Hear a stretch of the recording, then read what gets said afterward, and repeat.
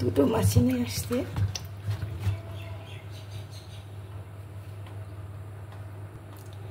কেটে নিব, একটা রান্না করব, ভাজি করব, আর একটা রেখে দিব। চলুন তাহলে কেটে নেই।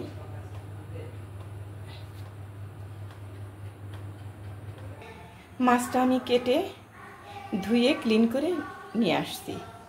এখন আমি যেগুলো বড় পিস সেগুলো ফ্রাই করব, তাহলে দেখতে থাকেন। আকাশের অবস্থা একদমই খারাপ, দেখুন মানুষের ধান কেটে যে কি বিপাকে পড়েছে, রোদ্র নাই, কোনো কিছু নাই। আজকে আমাদের বাড়িতে বিরাট একটা জমি ছিল সামনে, সেটা কেটেছে। যে বৃষ্টি, ওরে বাপরে বাপ! কিন্তু কি করার, কিছুই তো করার নেই।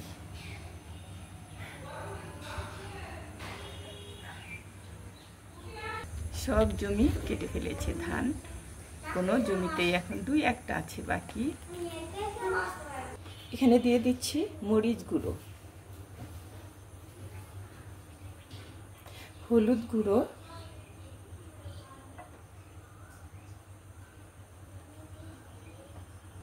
জিরে গুঁড়ো। পরিমাণটা বললাম না, এজন্যে আপনারা পরিমাণ বুঝে দিয়ে নেবেন।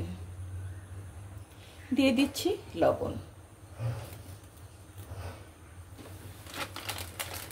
এখন আমি এটা মেখে নিব এভাবে। মাছের গায়ে পানি আছে,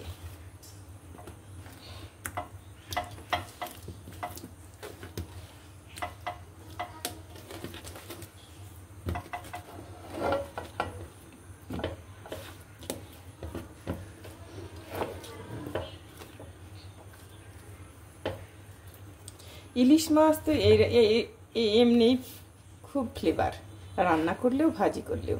সব সময়ই ইলিশ মাছ মাছের রাজা, সবাই বলে যে সব সময় ভালো লাগে ইলিশ মাছ।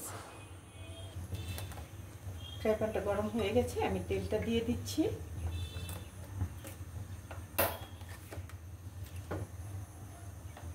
তেলটা গরম হয়ে গেছে, এখন আমি মাছটা দিয়ে দিচ্ছি।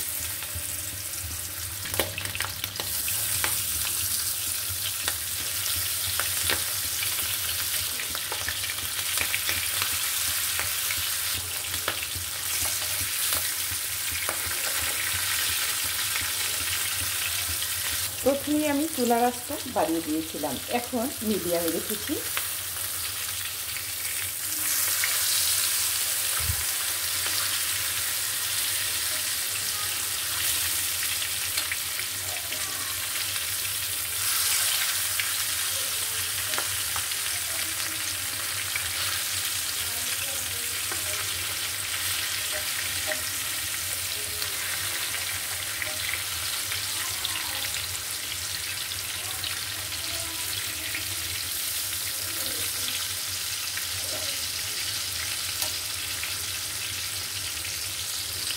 হয়ে গেছে আমার মাছ ভাজি, এখন উঠিয়ে ফেলব।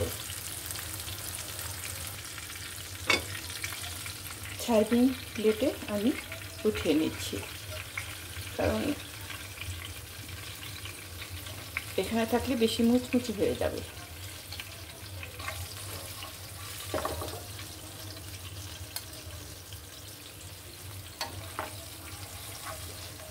ছোট মাছ বেশি মুচমুচি করে ভাজলে সেটা ভালো লাগে, কিন্তু এই মাছ এত বেশি করে ভাজলে ভালো লাগে না, একটু ফ্রাই করলেই হয়ে যায়।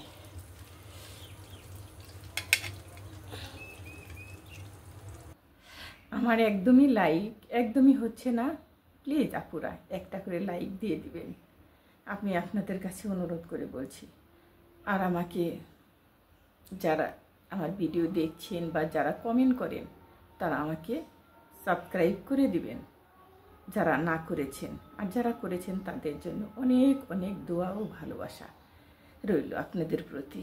আপুরা ভাইয়ারা, আপনারা ভালো থাকবেন, সুস্থ থাকবেন। আমার ছোট্ট একটা পেজ আপনারা যদি দাঁড়া না করিয়ে দেন, তাহলে আমার তো কিছুই করার থাকবে না। আসসালামু আলাইকুম।